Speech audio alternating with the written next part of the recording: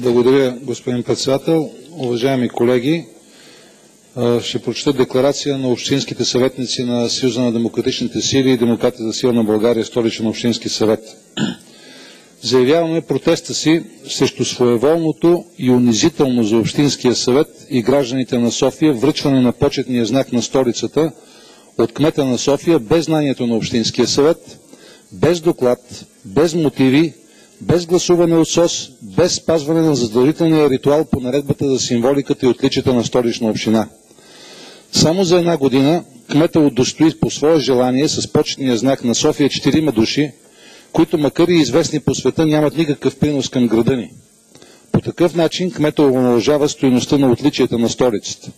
Личните гости на кмета получават грешна представа за софиянци, като за хора, които са готови да раздават своите символи и отличия на всеки чужденец, който се е разходил до София като бизнесмен или турист. Напомняме на кмета на София, че символите и отличията на древната ни столица не са лични подаръци. Те се връчват на тържествени сесии на празника на София по определен ритуал, а не на кафе в кабинета.